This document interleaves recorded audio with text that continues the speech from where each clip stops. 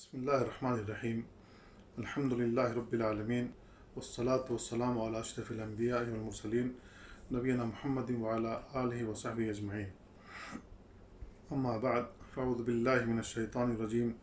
ما اصاب من مصیبت الا باذن اللہ ومن یؤمن باللہ یہدی قلبہ واللہ بکل شیء علیم۔ برادران اسلام، بزرگوں اور اسلامی بھائیوں، اللہ رب العالمین لوگوں کے اوپر مصیبتیں نازل کرتا ہے، بلائیں نازل کرتا ہے، تو اللہ رب العالمین اس سے لوگوں کو آزماتا ہے۔ دیکھیں بندہ کرتا کیا ہے، اور جو بھی بلائیں اترتی ہیں اللہ رب العالمین کی اذن سے اترتی ہیں، اللہ رب العالمین کے حکم سے اترتی ہیں۔ ان بلاؤں میں اتنی طاقت نہیں ہوتی کہ وہ جس کو چاہیں لگ جائیں۔ اللہ رب العالمین جسے چاہے گا اس تک یہ بلائیں پہنچیں گی، اور جس کے بارے میں نہیں چاہے گا، اللہ رب العالمین کا اذن نہیں ہوگا، تو یہ بلائیں اس تک نہیں پہنچ سکتی۔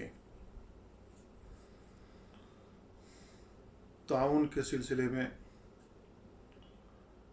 اللہ کے نبی صلی اللہ علیہ وسلم کا فرمان ہے، الطاعون غدۃ کغدۃ البعیر۔ طاعون ایک وبا ہے، بیماری ہے جو لوگوں میں پھیل جاتی ہے۔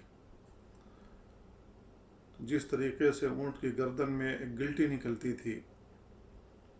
پھوڑے کی شکل اختیار کر لیتا، اور وہ گلٹی اس طریقے سے نکلتی کہ پورے بدن میں بخار چڑھ جاتا، بہت تیز بخار، جس کی وجہ سے لوگوں کی اموات ہو جاتی۔ تو اللہ کے نبی صلی اللہ علیہ وسلم نے یہ بیان فرمایا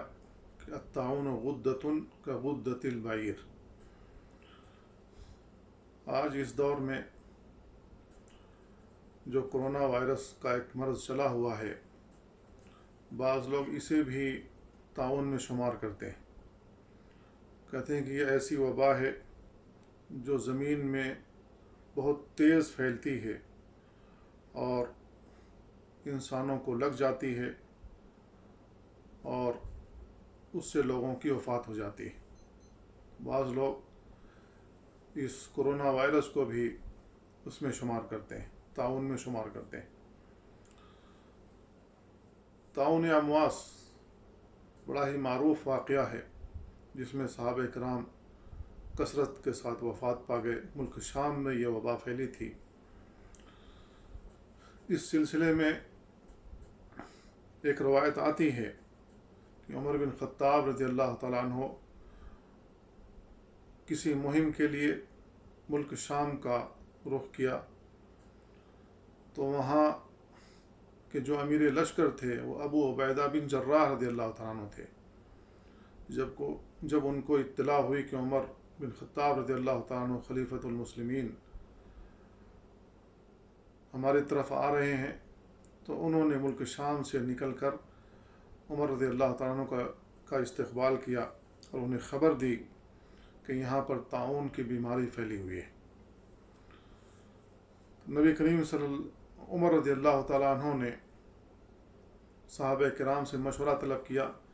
کہ ہمیں کیا کرنا چاہیے۔ تو بعض صحابہ نے مشورہ دیا کہ ہم ایک مہم کے لیے آئے ہیں، مہم سر کیے بغیر واپس ہو جاتے ہیں تو یہ مناسب نہیں ہے۔ بعض صحابہ کرام نے مشورہ دیا کہ یہاں پر طاعون کی بیماری پھیلی ہوئی ہے، لہذا ہمیں اپنی جانوں کو ہلاکت میں نہیں ڈالنا چاہیے، ملک شام میں داخل نہیں ہونا چاہیے۔ یہ گفت و شنید چل ہی رہی تھی کہ عبد الرحمن بن عوف رضی اللہ تعالیٰ عنہ کسی کام سے گئے ہوئے تھے، واپس آ گئے، اور انہوں نے کہا کہ میں نے رسول اللہ صلی اللہ علیہ وسلم سے سنا ہے کہ اذا سمعتم به بأرض فلا تقدموا علیہ، جب تمہیں معلوم ہو جائے کہ طاعون کی بیماری کسی زمین میں پھیلی ہے، کسی علاقے میں پھیلی ہے، تو وہاں نہ داخل ہو۔ وَإِذَا وَقَعَ بِأَرْضٍ وَأَنْتُمْ بِهَا فَلَا تَخْرُجُوا فِرَارًا مِنْهُ، اور جس خطے میں یہ وبا پھیلی ہو وہاں سے راہ فرار اختیار کرتے ہوئے اس علاقے سے نہ نکلو۔ تو عمر رضی اللہ تعالیٰ عنہ نے اس پر اللہ تعالیٰ کا شکر ادا کیا اور اللہ کی تعریف کی اور واپس چلے آئے۔ طاعون کی بیماری سے بھی بہت سارے صحابہ کی وفات ہو گئی تھی، بہت سارے لوگ انتقال کر گئے تھے۔ تو یہ بھی مرض ایسا ہے جس کی وجہ سے ایک دوسرے کو بیماری لگتی ہے اور لوگ انتقال کر جاتے ہیں۔ نبی کریم صلی اللہ علیہ وسلم نے اس سلسلے میں جو ہمیں تعلیمات دی ہیں ان میں سے ایک یہ کہ لا یریدن ممرض علی مصح، کہ تم میں سے جس شخص کو مودی بیماری ہو، ایک دوسرے کو لگنے والی بیماری ہو، تو وہ جو سالم لوگ ہیں، صحت مند لوگ ہیں، ان میں نہ داخل ہو، ان میں نہ جائے، تاکہ دوسرے لوگوں کو وہ بیماری نہ لگے۔ اللہ کے نبی صلی اللہ علیہ وسلم کے پاس ایک آدمی آیا جس کو کوڑ کی بیماری تھی۔ کوڑ کی بیماری بھی شاید پھیلتی ہے۔ اللہ کے نبی صلی اللہ علیہ وسلم کو جب معلوم ہوا کہ ان میں سے ایک آدمی ہے جو ہم سے بیعت کرنا چاہتا ہے لیکن اسے کوڑ کی بیماری ہے، تو اللہ کے نبی صلی اللہ علیہ وسلم نے بیان فرمایا اِنَّا قَدْ بَایَعْنَاكَ فَارْجِعْ، ہم نے تمہاری بیعت قبول کر لی، تم سے بیعت کر لی، لہذا لوٹ جاؤ، جہاں سے آئے ہو وہاں لوٹ جاؤ۔ اللہ کے نبی صلی اللہ علیہ وسلم نے اس کے بارے میں بیان فرمایا کہ ان هذا الوجع رجز او عذاب او بقیت عذاب عذب به اناس من قبلكم فاذا كان بارض وانتم بها فلا تخرجوا منها واذا بلغكم انه بارض فلا تدخلوها۔ نبی کریم صلی اللہ علیہ وسلم نے بیان فرمایا کہ یہ بیماری جو طاعون کی بیماری ہے یہ عذاب ہے، یہ عذاب کا بقیہ حصہ ہے جو تم سے پہلے قوموں پر نازل ہوا یا نازل ہونا تھا۔ جب تم کسی زمین میں کسی خطے میں موجود رہو اور یہ وبا وہاں پھیلی ہوئی ہو، فلا تخرجوا منہا، وہاں سے نہ نکلو، اور جب تمہیں یہ معلوم ہو کہ فلاں خطے میں یہ بیماری پھیلی ہوئی ہے تو اس میں داخل بھی نہ ہو۔ یہ نبی کریم صلی اللہ علیہ وسلم کا فرمان ہے۔ اللہ کے نبی صلی اللہ علیہ وسلم کی ایک اور حدیث ام المؤمنین عائشہ رضی اللہ تعالیٰ عنہ سے آتی ہے، انہوں نے رسول اللہ صلی اللہ علیہ وسلم سے طاعون کے متعلق سوال کیا تو آپ نے بیان فرمایا انه كان عذابا يبعثه الله تعالى على من يشاء فجعله الله تعالى رحمة للمؤمنين فليس من عبد يقع في الطاعون فيمكث في بلده صابرا محتسبا يعلم انه لا يصيبه الا ما كتب الله له الا كان له مثل اجر شہید۔ آپ نے بیان فرمایا کہ طاعون کی بیماری جس خطے میں پھیلی ہوئی ہو اور وہاں بندے موجود ہوں تو وہاں سے نہ نکلیں، بلکہ اسی جگہ میں ٹھہرے رہیں، صبر کرتے ہوئے، اللہ رب العالمین سے ثواب کی امید رکھتے ہوئے، اور یہ جانتے ہوئے، یہ یقین رکھتے ہوئے کہ اسے یہ طاعون کی بیماری نہیں پہنچ سکتی، مگر اگر اللہ رب العالمین نے لکھ رکھا ہے تو اسے پہنچ کر رہے گی۔ اس بیماری کے اندر اتنی قوت نہیں ہے کہ جس کو چاہے لگ جائے، اور اگر صبر کرتے ہوئے احتساب کے ساتھ وہ اس جگہ موجود رہے اور اس کا انتقال بھی اسی بیماری میں ہو جائے، طاعون کی بیماری میں ہو جائے، تو اس کو شہید کا اجر عطا کیا جاتا ہے۔ لیکن اس کے لیے ضروری ہے کہ وہ صبر کرنے والا ہو اور اللہ رب العالمین سے ثواب کی امید رکھتا ہو۔ جو لوگ طاعون زدہ علاقے سے باہر نکل جاتے ہیں راہ فرار اختیار کرتے ہوئے، تو وہ گناہ کبیرہ کے مرتکب ہوتے ہیں۔ نبی کریم صلی اللہ علیہ وسلم بیان فرماتے ہیں الطاعون غدۃ کغدۃ البعیر المقیم بها کالشہید والفار منها کالفار من الزحف۔ طاعون ایک گلٹی ہے، اونٹ کی گلٹی کی طرح، جو شخص وہاں موجود رہے اور اسی میں اس کا انتقال ہو جائے تو اسے شہادت کا رتبہ ملتا ہے، اور جو وہاں سے راہ فرار اختیار کر لے تو اسے جو گناہ ملتا ہے وہ میدان جنگ سے راہ فرار کرنے والے شخص کا گناہ ملتا ہے۔ تو میدان جنگ سے راہ فرار اختیار کرنے والے کا گناہ کبیرہ ہوتا ہے۔ اللہ کے نبی صلی اللہ علیہ وسلم بیان فرمائے والفار منہا کالفار من الزحف، تو یہ گناہ کبیرہ کا مرتکب ہوتا ہے، لہذا ایسے لوگوں کو وہاں سے راہ فرار اختیار نہیں کرنی چاہیے۔ اور یہ یاد رکھنا چاہیے کہ اللہ رب العالمین نے بیان فرمایا ما اصاب من مصیبت فی الارض ولا فی انفسکم الا فی کتاب من قبل ان نبرأها ان ذلک علی اللہ یسیر، تمہیں زمین میں یا تمہارے نفسوں میں کوئی مصیبت آ پہنچتی ہے تو اللہ رب العالمین نے کتاب میں لکھ رکھی ہے، اس سے پہلے کہ ہم اسے پیدا کریں وہ ایک کتاب میں لکھی ہوئی ہے، اور یہ اللہ رب العالمین پر بہت آسان ہے تاکہ تمہیں افسوس نہ ہو جو تم سے فوت ہو گیا، اور تم خوش نہ ہو اس چیز پر جو تمہیں عطا کرے۔ واللہ لا يحب كل مختال فخور، اللہ رب العالمین ہر اکڑنے والے اور فخر کرنے والے کو پسند نہیں کرتا ہے۔ تو تعاون کے سلسلے میں اللہ کے نبی صلی اللہ علیہ وسلم کا یہ فرمان ہے کہ وہاں سے نہیں نکلنا چاہیے اگر کوئی شخص وہاں موجود ہے، اور اچھے لوگوں کو جو صحت مند ہوں ان کو وہاں جانا بھی نہیں چاہیے۔ آئیے چند ایسی باتیں ہم اور آپ اپنے ذہن میں رکھیں کہ اگر اس قسم کی وبائیں پھیل جائیں، چاہے کرونا ہو چاہے کوئی اور وبا پھیل جائے، تو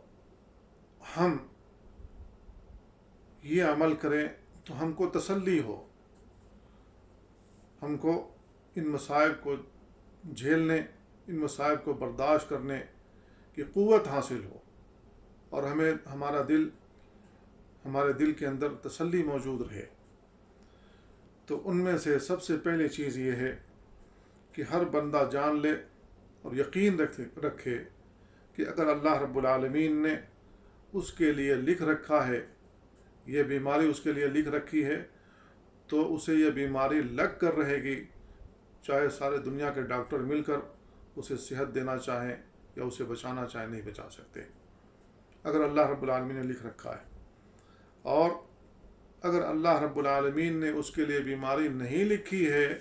تو اسے کوئی پہنچا بھی نہیں سکتا ہے۔ تو یہ گویا کہ اللہ پر ٹھوس طریقے سے توکل کرنا ہے، اللہ رب العالمین پر اعتماد اور بھروسہ کرنا ہے، اور اللہ رب العالمین سے دعائیں کرتا رہنا ہے۔ نمبر 2، اگر ہم جان لیں یہ بات کہ اللہ رب العالمین نے بلاؤں اور مصیبتوں کے جھیلنے اور مصیبتوں کو برداشت کرنے کا جو ثواب ہے جو اللہ رب العالمین نے رکھا ہے وہ بہت زیادہ ہے، تو ہمیں تسلی حاصل ہوگی۔ اگر کسی مومن بندے کے پاؤں میں کانٹا بھی چبھتا ہے تو اللہ رب العالمین اس کے بدلے اجر عطا فرماتا ہے۔ اللہ رب العالمین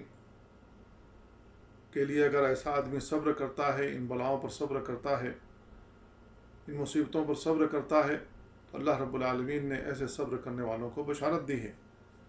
اللہ تعالیٰ نے بیان فرمایا وَلَنَبْلُوَنَّكُمْ بِشَيْءٍ مِّنَ الْخَوْفِ وَالْجُوعِ وَنَقْصٍ مِّنَ الْأَمْوَالِ وَالْأَنفُسِ وَالثَّمَرَاتِ وَبَشِّرِ الصَّابِرِينَ،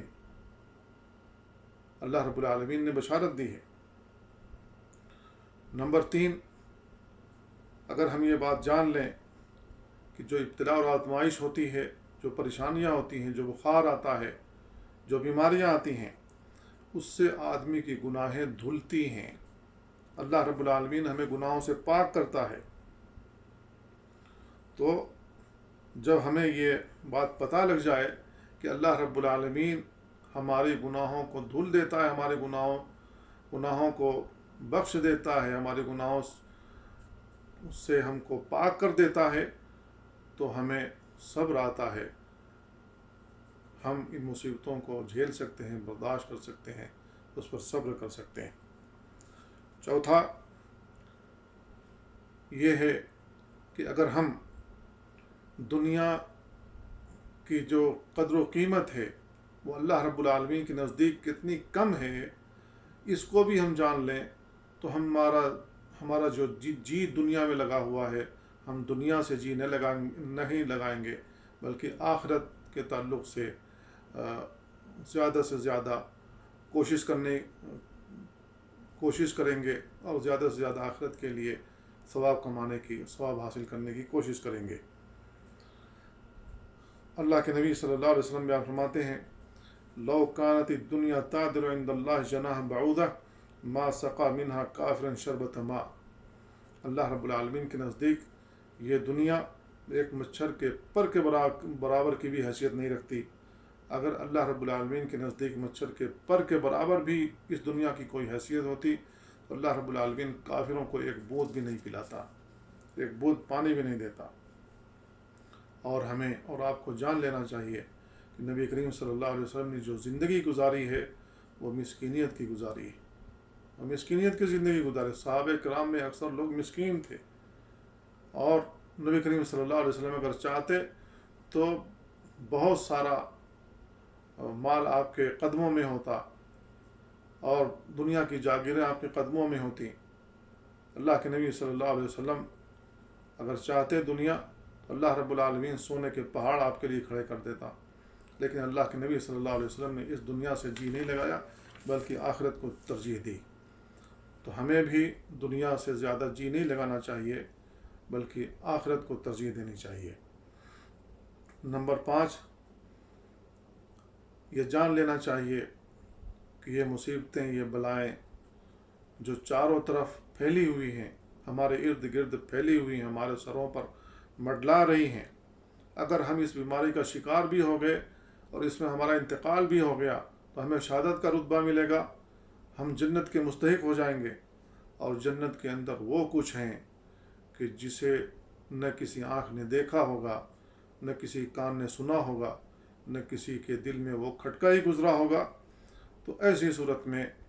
ہمیں اس پر صبر آئے گا کہ ہم دنیا کی پریشانی اور اس کی جھمیلوں سے چھٹکارا پا گئے اور آخرت کے راہی بنے، آخرت کی طرف کوچ کر گئے۔ تو اس پر ہمیں صبر آئے گا۔ اللہ کے نبی صلی اللہ علیہ وسلم کی ایک حدیث ابن عباس رضی اللہ عنہما سے آتی ہے کہ انہوں نے عطاء ابن ابی رباح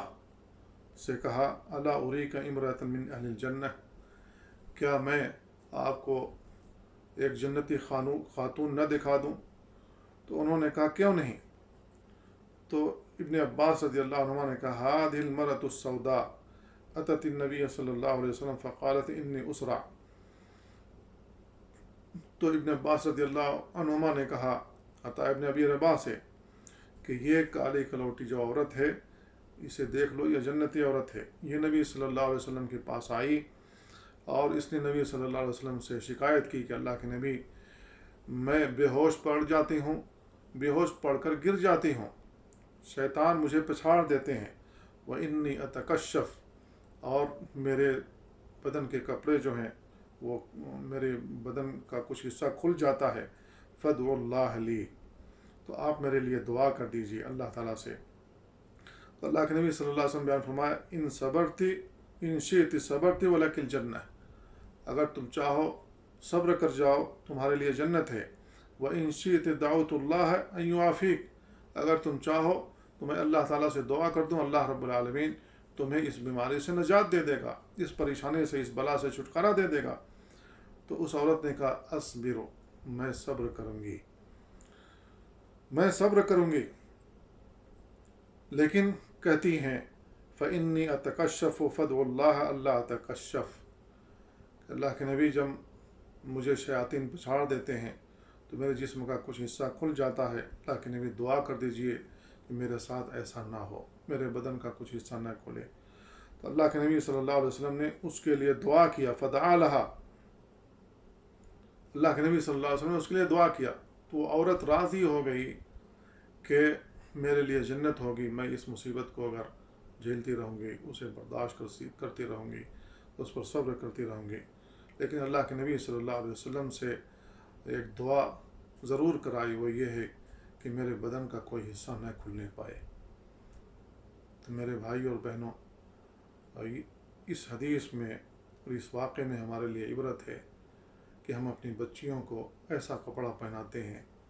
خوشی خوشی کپڑا پہناتے ہیں کہ اس کے بدن کے اکثر و بیشتر حصے کھلے رہتے ہیں، اور وہ حصے بھی کھلے رہتے ہیں جن کا ڈھانکنا ضروری ہے فیشن کے نام پر۔ میرے بھائیوں، اس سے بچو۔ یہ کیسی خاتون تھی کہ شیاطین اس کو پچھاڑ دیتے تھے،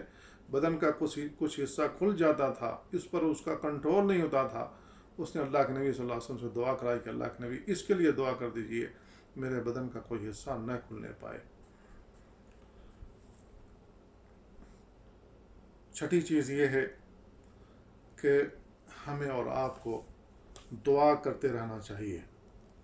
دعا کرتے رہنا چاہیے۔ جب مصائب اترتی ہیں، پریشانی آتی ہیں، ہمیں اللہ کی طرف رجوع کرنا چاہیے اس ایمان اور یقین کے ساتھ کہ اللہ رب العالمین ہمیں بچا لے گا۔ اللہ رب العالمین سے دعا کرتے رہنا چاہیے کہ اللہ تعالیٰ صحت اور عافیت والی ہمیں زندگی عطا کر اور دنیا سے ہمارا خاتمہ ایمان پر ہو، یہ دعا کرتے رہنا چاہیے۔ اور بیماریوں سے ڈرنا یہ امر طبیعی ہے، ہر انسان ڈرتا ہے، لیکن آدمی کو اتنا وسوسے میں نہیں ہو جانا چاہیے کہ اگر باہر سے کوئی پلاسٹک بھی آتی ہے، آدمی خرید کر کے کوئی سامان گھر کے اندر لاتا ہے، اس قدر بھی وسوسہ نہیں ہو جانا چاہیے کہ پتہ نہیں اس میں بھی کوئی وائرس لگا ہوا ہے، اس میں بھی کوئی وائرس ہے، اتنا نہیں ہونا چاہیے۔ اور یہ یقین رکھنا چاہیے کہ یہ جو بیماریاں پھیلی ہوئی ہیں، یہ ان بیماریوں کے اندر کوئی قوت نہیں ہے۔ اگر اللہ رب العالمین نے ہمارے لیے بیماری لکھی ہوئی ہوگی تو یہ بیماری ہمیں لگ کر رہے گی، کوئی بچا نہیں سکتا۔ اور اگر اللہ رب العالمین نے ہمیں صحت مند رکھنا چاہے گا تو ہمیں کوئی بیمار بھی نہیں کر سکتا ہے، ہمیں کوئی بیمار بھی نہیں کر سکتا۔ نبی کریم صلی اللہ علیہ وسلم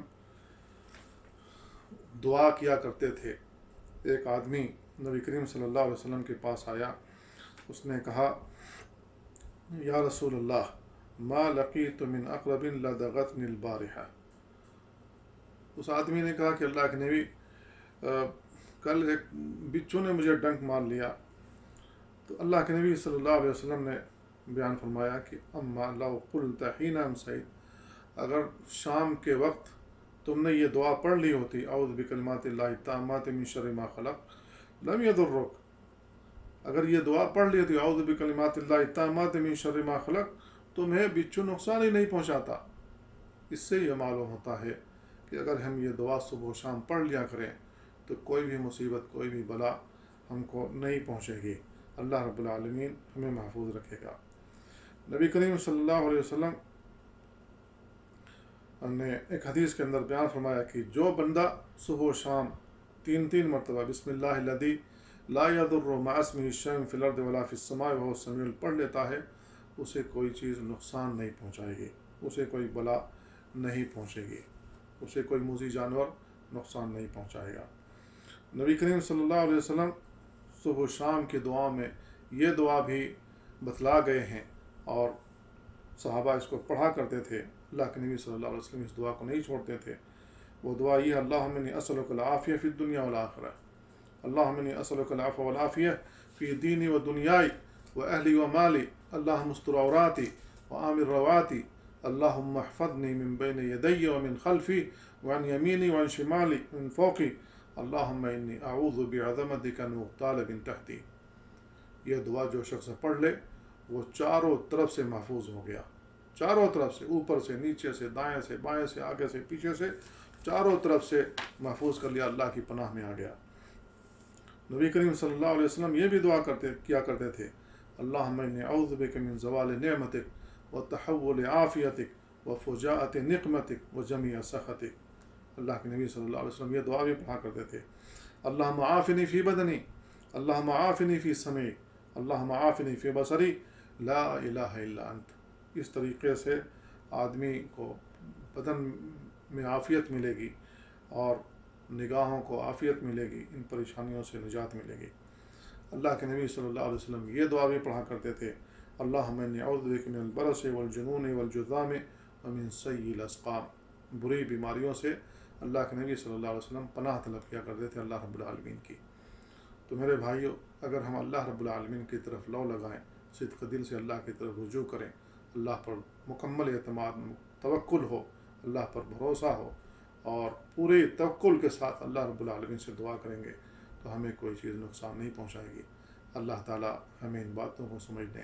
اور ان پر عمل کرنے کی توفیق عطا فرمائے۔ وصلی اللہ وسلم علی نبینا محمد وعلی آلہ وصحبہ اجمعین۔ السلام علیکم ورحمۃ اللہ۔